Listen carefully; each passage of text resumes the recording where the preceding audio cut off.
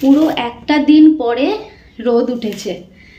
সকালবেলায় ঘুম থেকে উঠে দেখি একটু মেঘলা মেঘলা ওয়েদার, তা যে একটু বেলায় করেছি আর কি। আসলে আজ শুক্রবারও বাড়িতে রয়েছে, তো উঠলাম কখন 8:30টার সময় উঠেছি ঘুম থেকে, মানে উঠে পড়েছি তারও আগে 7:30টায়। এবার 1 ঘন্টা একটুখানি বিছানায় শুয়েছিলাম আর কি, এদিক ওদিক করছিলাম। তো যাই হোক, তখন দেখি মেঘলা মেঘলা করেছিল। তো তারপর এই এখন দেখি বেশ জমিয়ে রোদ উঠেছে। এখন ওই 9:45 মতন বাজে। জামা কাপড়গুলো রোদে দিই, দিয়ে কাজে হাত দিই, বুঝলে।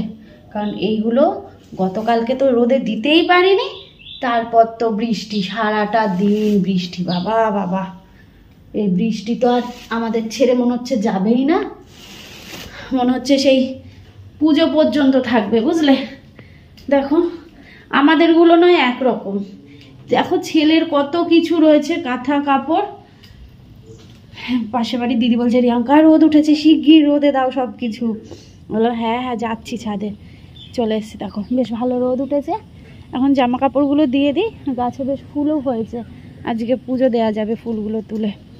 আর এদিকে আগাছাও হয়েছে জানো তো, মানে গোড়ায়। চলো আগে রোদে দিই এগুলো, দিয়ে তারপর কাজে হাত দিই। Hello everyone, good morning. কেমন আছো তোমরা সবাই? আশা করছি ভালো আছো। আজ হচ্ছে শুক্রবার, নতুন একটা দিন, নতুন একটা সকালে, নতুন একটা ব্লগে তোমাদের সবাইকে অনেক স্বাগত জানাচ্ছি। প্রতিদিন তোমাদের কমেন্টের হয়তো রিপ্লাইটা ঠিক মতন দিতে পারছি না, তবে কিন্তু তোমাদের কমেন্টগুলো আমি প্রতিদিন দেখছি। সত্যি বলতে এত এত এত সাপোর্ট করছো, আর এত সুন্দর কমেন্ট করছো, সাজেশন দিচ্ছ যে রিয়াঙ্কা এইভাবে করো, রিয়াঙ্কা ওইভাবে করো, একার হাতে সংসার, একটু সাবধানে চলো। যে তোমরা আমাকে সাবধান করছো, আমাকে বুদ্ধি দিচ্ছ, বিশ্বাস করো আমি এতে অনেক খুশি, অনেক অনেক আনন্দ পাচ্ছি তোমাদের এই সাজেশনটা দেখে। আর আমার মনে হয় না যে আমি একা কাজ করছি। সত্যি বলতে দৌড়াদৌড়ি লেগে যায় সকালবেলার দিকটা, কিন্তু ওই যে তোমাদের এক একটা কমেন্টগুলো আমার যখন মাথায় আসে বা চোখে ভাসে, তখন আমি ভাবি যে না, আমাকে পারতেই হবে। আর তোমরা অনেকে কমেন্ট করছো রিয়াঙ্কা তোমায় পারতেই হবে। কেন পারবো না বলো, আমরা তো মেয়েরা, তাই না? আমরা মেয়েরা সব পারি। কিন্তু হ্যাঁ, প্রথম দিকে একটু নিজেকে বুঝিয়ে উঠতে, মানিয়ে উঠতে একটু তো সময় লাগবে। আকাশ আপাতত এখন পরিষ্কার, জানি না কখন আবার কি হয়। দেখো পুরো আকাশ কিন্তু একদম পরিষ্কার, দারুণ লাগছে। আর বৃষ্টির পর রোদটা বেশ ভালোই ওঠে, ভীষণ তাপ। তো এই যে জামা কাপড়গুলো দিয়ে দিলাম, এদিকে দরজাটাকে এখানে বেঁধে দিলাম, তাহলে একটু ভেতরে রোদ যাবে। চারিদিক পুরো স্যাঁতস্যাঁতে তো আর ভালো লাগছে না, ওই জন্য দরজাটাকে বেঁধে দিলাম, নাহলে হাওয়া দিলেই বাড়ি খাবে। তো বাধা থাক, এদিকে ভালোই রোদ ঢুকছে। এই যে চলো এবার কাজে হাত দিই। সকালবেলা আবার ওর মাংস নিয়ে এসেছে জানো, কটা দিন ধরে বলেছিলাম। এবার ওর তো সেই পেট খারাপ ছিল, তো এই জন্য আনা হয়নি। তো আজকে আবার নিয়ে এসেছে, মাটন এনেছে আজকে আবার। আর এই হ্যাঙ্গারটায় 2-1টা জিনিস ছিল, সেইগুলো আর ওপরে দিলাম না, সেইগুলো এই কলপারের দড়িতেই দিয়ে দিলাম, ব্যাস শুকিয়ে যাবে। সকালবেলা আগে সেদ্ধ ভাত খাওয়া হোক, তারপর দুপুরবেলা মাংস রান্না করব। তো এদিকে ডাল সেদ্ধ আর ওদিকে ভাত বসিয়ে দিয়েছি, আর এখানে মাংসটাকেও ধুয়ে রেখে দিলাম। তো এটা এখন রেখে দেবো, আগে সকালের খাওয়া দাওয়াটা সেরে নেব। ছেলে ঘুমোচ্ছে, সকালবেলা আজকে ছেলেকে ওর বাবাই ঘুম পাড়িয়ে দিয়েছে, আর আমি এদিকে কাজকর্মগুলো সারলাম আর কি। গতকাল রাত্রিবেলা বাসন টাসন মেজে রেখেছিলাম, ওই জন্য অসুবিধা হয়নি। মানে এই ঘরটা ঝাড়টার দেওয়া, এগুলোই কাজ করলাম, জামা কাপড়গুলো ওপরে দিয়ে আসলাম। এদিকে আবার জঙ্গল হয়ে গেছে, এত জঙ্গলগুলো একটুখানি ছেটে দিচ্ছে। কি বলো তো, মানে আমাদের এই রাস্তাতেও অনেক বড় বড় জঙ্গল হয়েছে, বা জঙ্গলগুলো যদি ওই ছেটে দেয়, বা মানে রাস্তার কথাটা বলছি, আশেপাশেরগুলো তো ছেটে দিচ্ছে, কিন্তু ওই রাস্তার না কাদা হয়ে যাবে, যখন মাটিটা বেরিয়ে যাবে তখন আর হাঁটাই যাবে না। এখন যাওয়া ঘাসের ওপর দিয়ে যাওয়া যাচ্ছে, কিন্তু ঘাসের ওপর দিয়ে যাওয়াটাও রিস্ক না, পোকামাকড় বর্ষাকালে কোথায় না কি হয়ে যাবে। ওদিকে তো ড্রেন ভর্তি হয়ে গেছে, মুষলধারে গতকাল রাতে নাকি বৃষ্টি হয়েছে, আমি জানি না। ও সকালে বেরিয়েছিল, বলছে যেন রাস্তায় জল টল জমে রয়েছে, রাত্রিবেলা অনেক বৃষ্টি হয়েছে। তো ভাত বসিয়ে দিয়েছি, ডাল বসিয়ে দিয়েছি, আর ডিম আলু সেদ্ধ দিয়েছি। সকালবেলা এটা খাওয়া হবে, মাংসটাকে ধুয়ে রাখলাম, দুপুরবেলা শুধু মাংস ভাত হবে, বুঝলে। সকালের খাওয়াটা খাই, তারপর মাংসটা করব আর কি। আজকে আবার একটা ব্র্যান্ডের শ্যুট রয়েছে জানো, কখন কি করব বুঝতে পারছি না। মানে করতে তো হবে, ও রয়েছে, অসুবিধা নেই, ছেলেকে ধরতে পারবে, কিন্তু মাথায় খাটাতে পারছি না যে কিভাবে করব না করব, এটাই আর কি।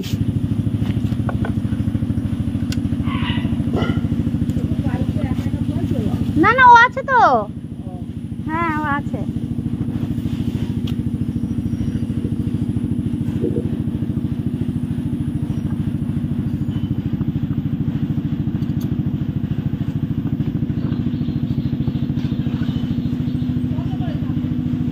একশো কুড়ি।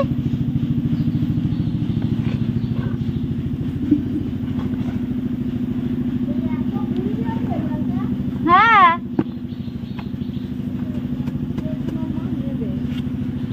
তাহলে বলো পাড়ায় এসছে যে।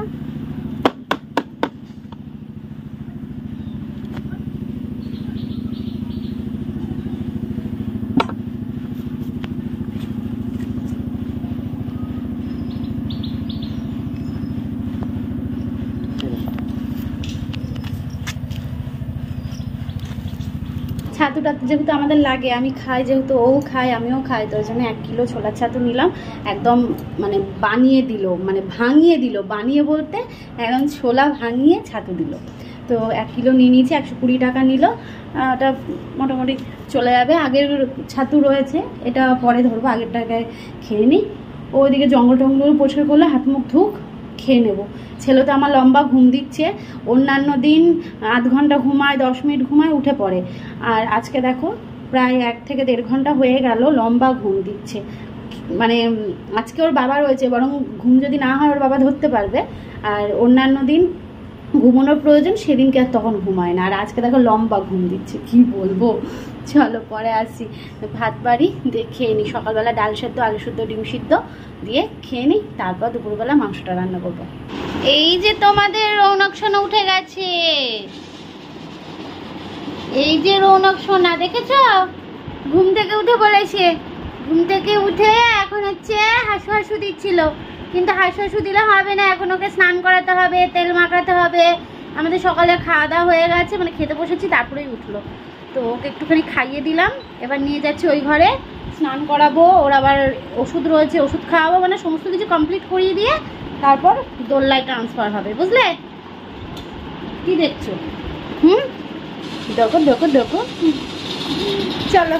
এই সময়টা ছেলের পেছনে প্রায় 1 থেকে 1.5 ঘন্টা দিতে হয়, মানে তেল মালিশ করতে প্রায় অনেকটাই সময় লাগে। তারপর স্নান করানো, ওষুধ টষুধ সময় মতো খাওয়ানো, চোখের ড্রপ থাকে, নাকের ড্রপ থাকে, সেইগুলো দিয়ে খাইয়ে ঘুম পাড়াতে পাড়াতে প্রায় 1 থেকে 1.5 ঘন্টার ওপর লেগে যায়।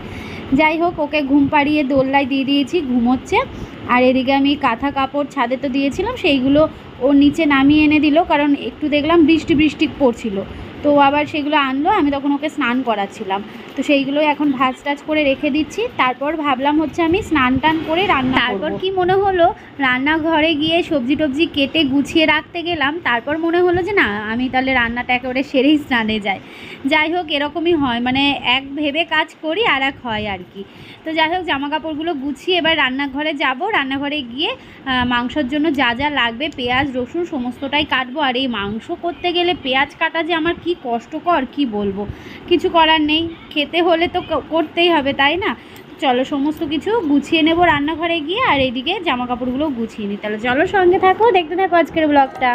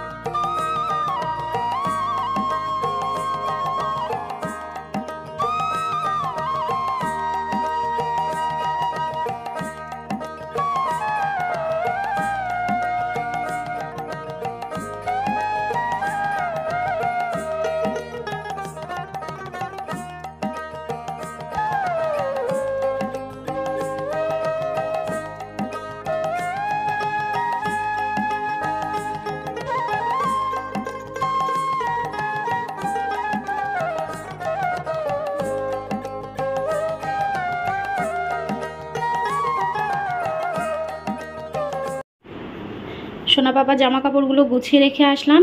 এদিকে দেখো সমস্ত কিছু কেটে গুছিয়ে নিয়েছি। বাবা পেঁয়াজগুলো এত ঝাঁজ, মানে আমার চোখ দিয়ে কাঁদিয়ে ছাড়লো, এত কষ্ট হচ্ছিল, চোখ জ্বলে তাকাতে পারছিলাম না।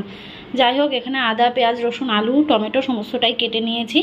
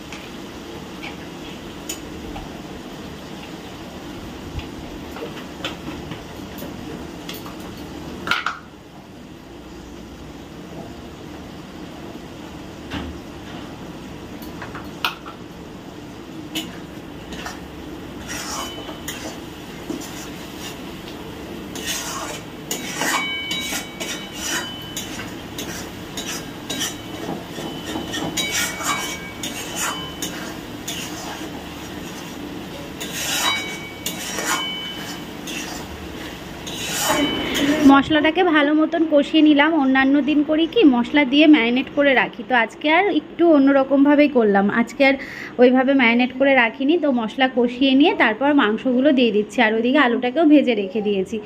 তো এবার হাতটাকে ধুয়ে নিলাম, এবার শুধু কষানো চলবে। আর খাসির মাংস আমরা কড়াইতে খুব একটা করি না, মানে খুব একটা করি না বলতে কি আমরা প্রেশারে দিই লাস্টে, সেটাই বলছি। কড়াইয়ে অনেকে শুধু কড়াইয়ে করে, কড়াইয়ে ঝোল দিয়ে কড়াই ফোটায়, তো সেটা করি না। এটা কষানো হয়ে গেলে তেল ছেড়ে আসলে তারপর প্রেশারে দেব। এদিকে মাংস কষানো চলছে, একটু তো সময় লাগবে যেহেতু খাসির মাংস। আলু তো ভেজে তুলে রেখে দিয়েছি, আর ও এদিকে বাবুর কাঁথা কাপড়গুলো একটু ধুয়ে দিচ্ছে, দিয়ে মেলে দিয়ে আসবে। কারণ রোদের কথা বলা যায় না, এই রোদ এই মেঘ তো দিয়ে আসলে তাহলে শুকিয়ে যাবে। আর ও স্নানেও নামবে যেহেতু, ওই জন্য বললাম তাহলে তুমি করে দাও, আমি তাহলে মাংসটা ইয়েতে প্রেশারে দিয়ে। আমাদের আবার প্রেশারে ছাড়া ভালো লাগে না খেতে, জানো তো, মানে কড়াইটা মনে হয় যেন ওটা একটু হলেও শক্ত যেন লাগে। যাই হোক, এমনিতেও ও খেতেই চাইতো না, তারপর যদি একটু শক্ত শক্ত হয় ব্যাস, তাহলে তো আরও খাবে না। একটু নরম না হলে ওর যেন কেমন লাগে।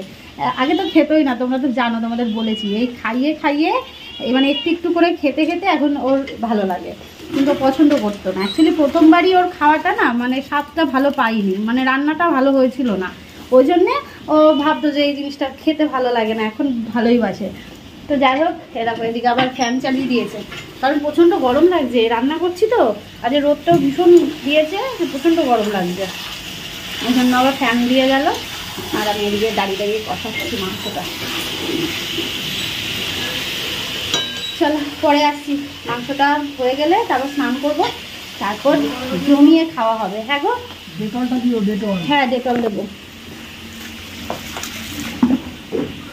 ও আর আমি ভাবলাম কি একটু শ্যাম্পু করবো, ওই জন্যেই না ওই না বার দিয়ে ধরো, কারণ ও না থাকলে আমি শ্যাম্পু করতে পারবো না। ও যদি উঠে যায় ও ধরতে পারবে, আর আমি একা ওকে নিয়ে থাকলে তখন আমি স্নানে ঢুকে থাকবো, তখন বাবু উঠে পড়লে তখন সমস্যা হয়ে যাবে, বুঝলে। আর উঠলে কান্না শুরু করে দেবে, ওই জন্য ভাবলাম আজকে একটু শ্যাম্পু করে নিই। স্নান করে পুজো দিয়ে ছাদে গেলাম, আগে জামা কাপড়গুলো উল্টে দিয়ে আসলাম, আর আমারগুলো হচ্ছে মেলে দিয়ে আসলাম। ওদিকে হচ্ছে ছেলে তো ঘুমোচ্ছে, ছেলের সাথে সাথে ছেলের বাবাও ঘুমিয়ে পড়েছে। ডাকি, খিদে পেয়েছে তো খাবে। শ্রী চৈতন্য মাথায় হাত দিয়ে সবসময় মনে হয় 2 হাত এরকম মাথার উপর তুলে। কি গো, চলো ভাত বাড়ি ঘুমোচ্ছে, তো আমি খেয়ে নিই, নাহলে আবার উঠে পড়বে। উঠার সময় হয়েই গেছে। রান্না তো হয়ে গেল, দেখি কালারটা কেমন হলো। এই দেখো, ওয়াও, লাল লাল ঝাল ঝাল মটন। তবে হ্যাঁ, তবে একটু ঝোলটা মনে হচ্ছে বেশি হয়ে গেল। দুপুরবেলা খেয়ে নিই, তারপরে রাত্রিবেলা একটুখানি শুকিয়ে নিই। তো এদিকে খাবার বেড়ে নিয়েছি, এটা হচ্ছে আমার বরের, তাই জন্য বাটির মধ্যে সুন্দর করে গুছিয়ে দিয়েছি। আর নিজেদেরটা হলে দেখবে সবাই মনে হয় আমার মতন এইভাবেই থালার মধ্যে নিয়ে নেয়। তো চলো এবার দুপুরের খাওয়া দাওয়াটা সারি। ঘড়িতে এখন 5:30টার মতো বাজে। আমার সেলাই দিয়ে আসা হয়েছিল, তো সেই সেলাই আনতে যাচ্ছি। আর হচ্ছে যে হাতে কয়েকটা সেলাই রয়েছে, এইগুলোকেও দিয়ে আসবো, মানে ওর প্যান্ট ট্যান্ট এইগুলো যা গরম করছে তখন পাউডার দিয়েছি। ছেলে ঘুম থেকে উঠে গেছে, ছেলে রয়েছে হচ্ছে ওর বাবার কাছে, আমি যাই দিয়ে আসি। ফোন করলাম, বললো হ্যাঁ সেলাই হয়ে গেছে। আর এইদিকে মিষ্টি কুমড়োর ডগাগুলো এত সুন্দর হয়েছে না, মা আসলে দেখি আবার একদিনকে রান্না করতে বলবো, আমি খুব একটা ভালো পারি না। এই দেখো, এই যে কালকে বৌদি দেখে বলছে কি রিয়াঙ্কা ডগাগুলো তো সেই হয়েছে, একদিন নিয়ে খাবো। আমি যে খেয়েও নিয়ে। আর দেখো জঙ্গল পরিষ্কার করেছে, মানে ছেটে দিয়েছে ও আজকে, এই রাস্তা দিয়ে করে দিয়েছে, আর আমাদের ওই জানলার সাইডে করে দিয়েছে। যা বড় বড় হয়ে গেছিলো একটু ছেটে দিয়েছে, তাও যাওয়া যাচ্ছে। চলো ঘুরে আসি কেমন, পরে আবার দেখা হচ্ছে সন্ধ্যেবেলায়। দুধ দিয়ে গেল, দুধটা জাল দিই না, ওইভাবেই রেখে দিয়েছি। কয়েকদিন আগে এই জামা কাপড়গুলো কিনেছিলাম, তোমাদের সাথে শেয়ার করেছিলাম, তো সেইগুলো না সেলাই করতে দিয়েছিলাম। আর এটা হচ্ছে মাপ দিয়েছিলাম, একদম 4-5টার মতন দিয়েছিলাম কুর্তি, তো সমস্তটাই সেলাই করে দিয়েছে, আর সুন্দর ফিটিংস হয়েছে। আমি বাড়ি এসে পরেও দেখেছি। একেবারে রাত্রিবেলা চলে এসেছি, তা আবার এরকম ভূতের মতন করে, কারণ একটা শ্যুট চলছিল, একটা না 2টো ভিডিও শ্যুট করলাম।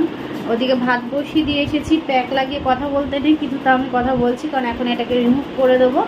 ওদিকে ছেলেকে ঘুম পাড়াচ্ছে ওর বাবা, আজকে ওর একটু ঘুমটা সকালের দিকে ঠিকঠাক হয়েছে, এই রাতের দিকতে মানে সন্ধ্যে থেকে অনেকটা ঘুমোয় তো সেটা একটু কমই হচ্ছে আর কি। ওই যে বললাম সন্ধ্যে থেকে কাজ করছিলাম, তারপর গিয়ে 10টার সময় গিয়ে ভাত বসালাম। ভাতটা হয়ে গেছে, ভাতটা উপর দিয়ে এসেছি, মাংস রয়েছে ওটা দিয়ে খাওয়া হয়ে যাবে যে রাত্রিবেলায়। ওই জন্যই ভাবলাম যে তাহলে এই কাজগুলো করে ফেলি, অনেক দিন ধরে পেন্ডিং পড়ে রয়েছে, তো ওই জন্যই আজকে দুটো ব্র্যান্ডের শ্যুটটা করে নিলাম। চলো এটাকে এখন রিমুভ করবো, করে খাওয়া দাওয়াটা করে নেব। আজকের মতো ব্লগটা এইটুকুই, আগামীকাল আসছি নতুন একটা ব্লগের সাথে। আর আজকে শুক্রবার ছিল, আজকে বাজারঘাট কিছু করেনি, ভুলে গেছে, আমিও ভুলে গেছি, কাজ করছিলাম, ও কাজ করছিল, ভুলে গেছে। কি হবে কালকে, কি রান্না করব জানি না, কাল শনিবার। তো চলো টাটা, শুভরাত্রি।